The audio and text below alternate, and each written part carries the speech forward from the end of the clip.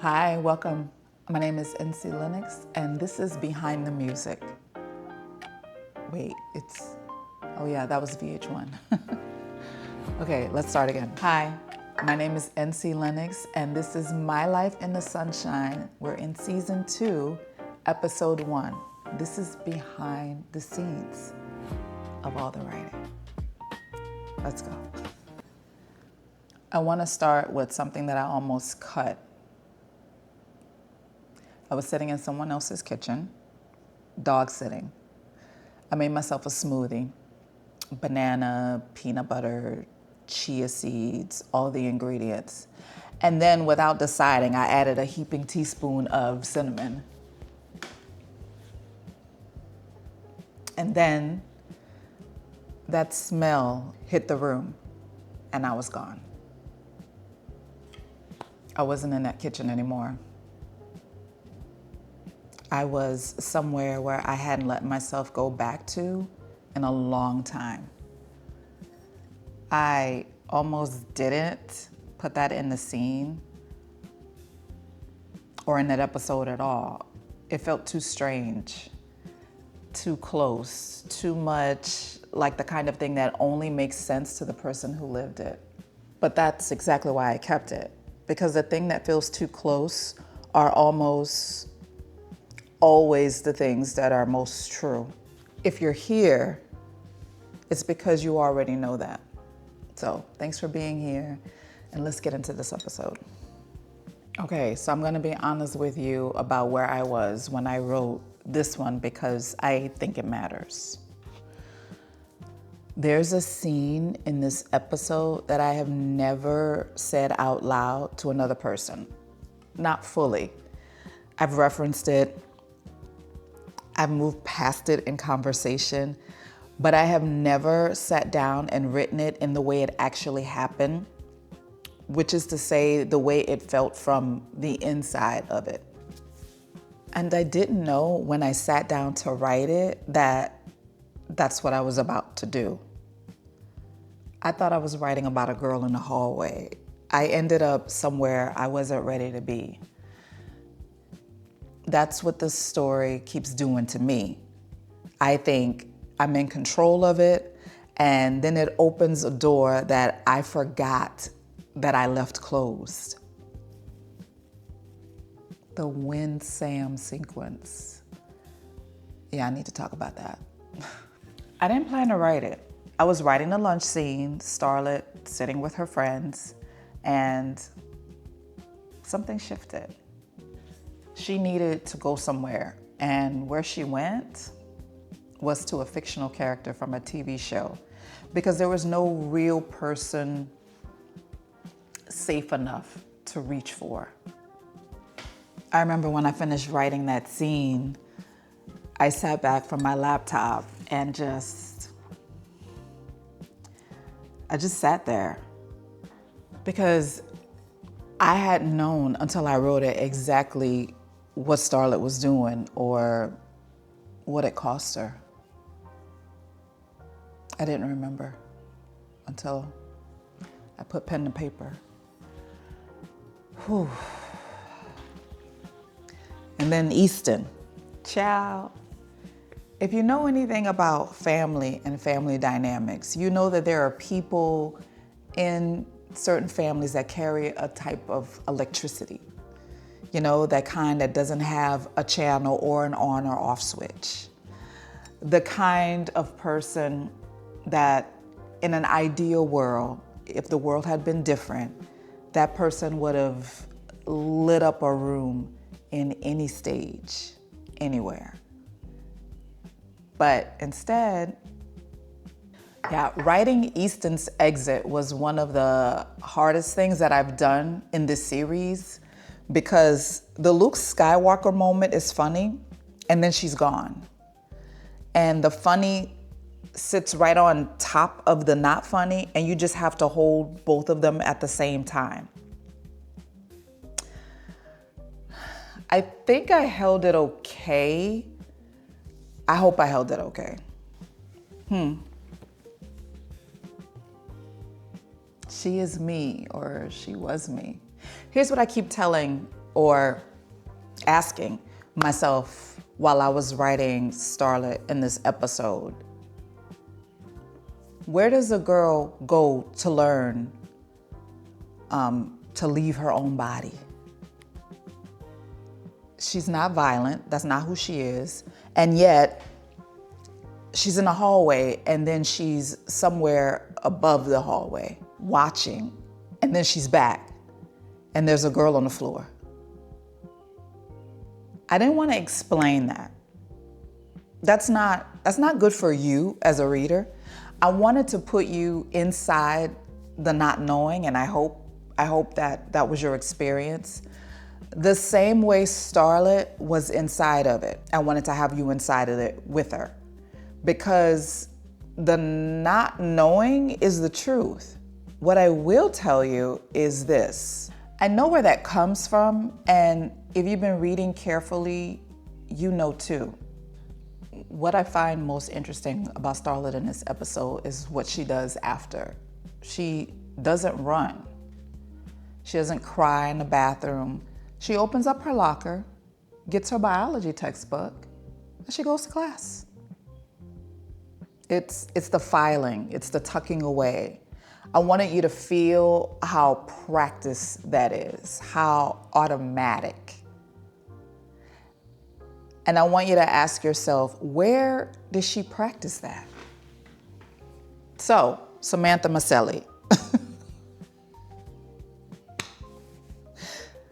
Here's what I want to say about this scene, and then I'm just going to leave it exactly where I left it in the episode, which is to say open. When I was writing Starlet Reaching for Sam, I wasn't thinking about symbolism.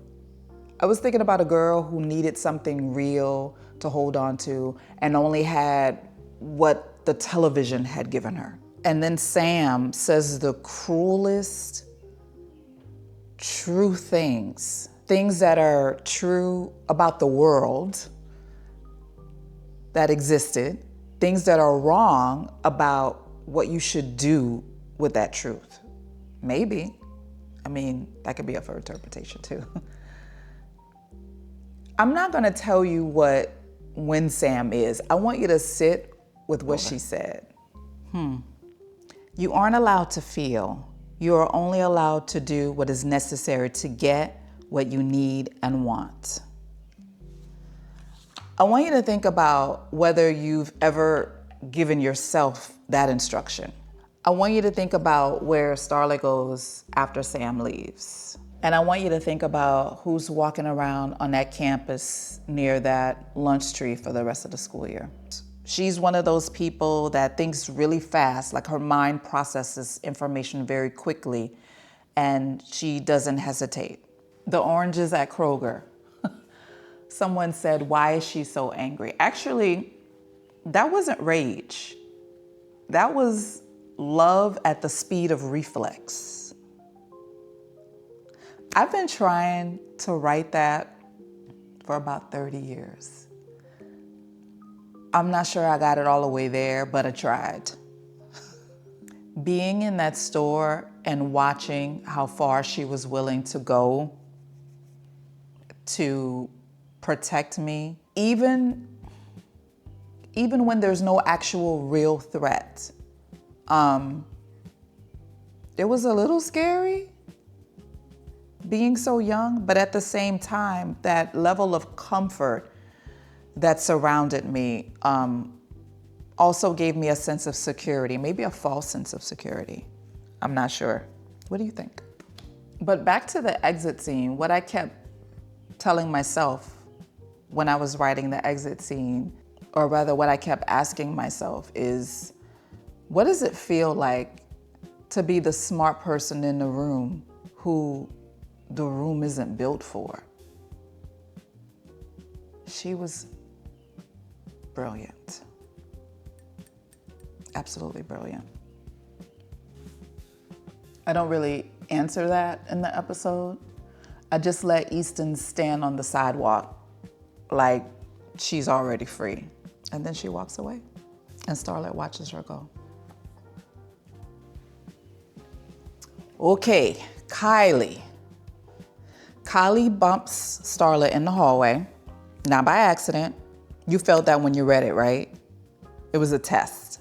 What I want you to notice is what Kylie does when she catches Starlet talking to someone who isn't there. She didn't weaponize it. She doesn't broadcast it. She says, stay there. That's better. I'm very interested in what Kylie saw in that moment. And I'm not gonna tell you because I'm still figuring that part out myself. And yes, that happened. Y'all, people keep asking me, did that really happen?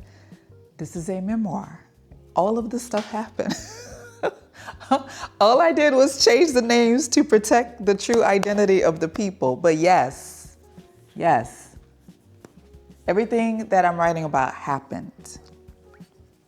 Some characters show up in a story and they just stay in the room with you afterwards. And Kylie is one of those for me.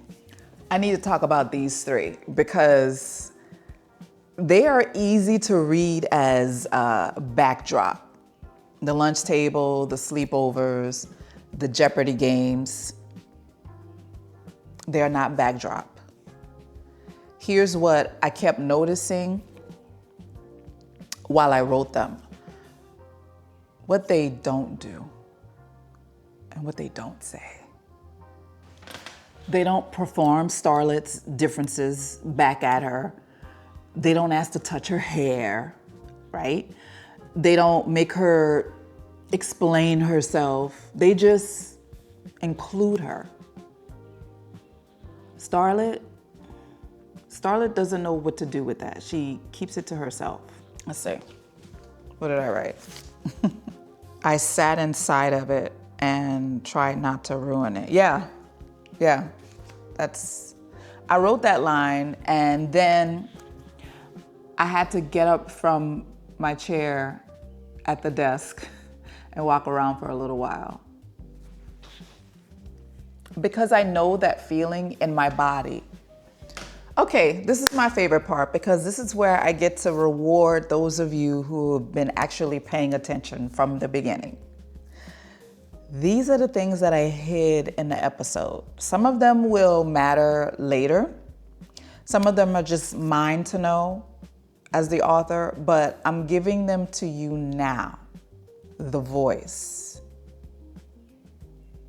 When Starlet is in the hallway, when she's gone somewhere outside of herself, there's this voice, or maybe it's a thought that calls her back, and she asks, who the fuck is that? She actually says it out loud.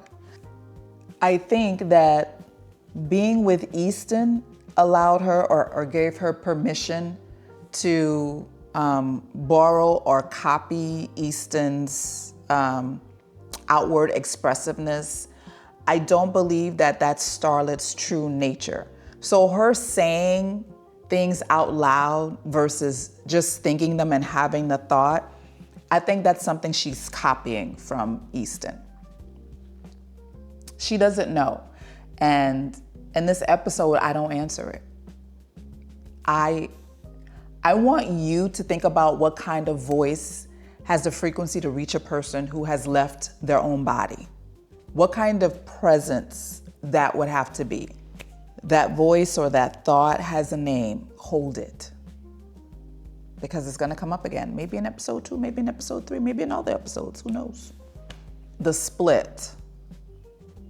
After the lunch scene, after when Sam leaves, something steps forward that isn't quite Starlet. Again, maybe it's a thought, maybe it's an idea.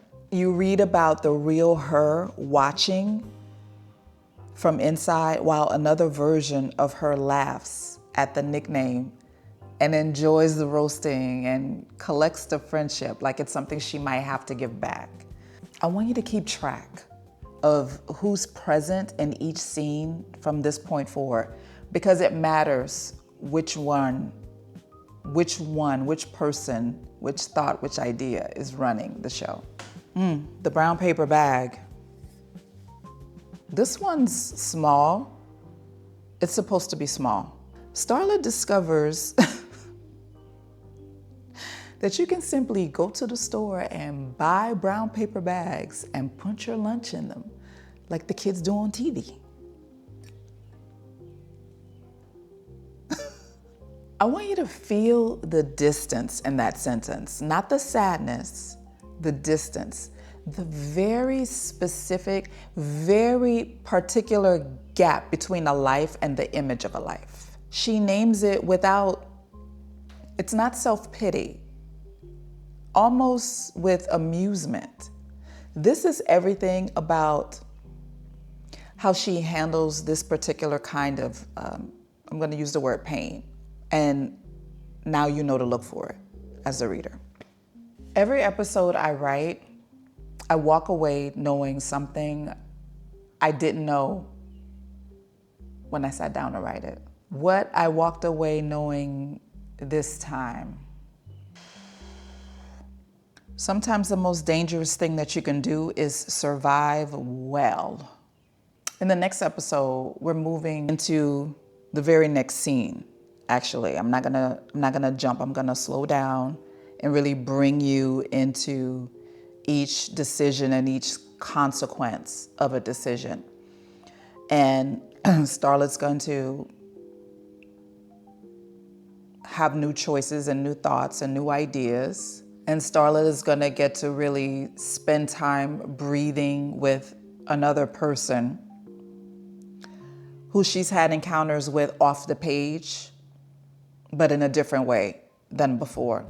And then there's gonna be someone who sees Starlet for exactly what they perceive that she's worth. Now, whether she can receive that or not, and what it does for her, is ultimately going to be up to her.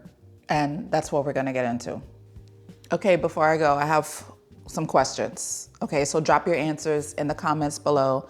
I do read all of them. Okay, first question, number one. Have you ever been included in anything, an event, a conversation, by people who didn't make you explain yourself?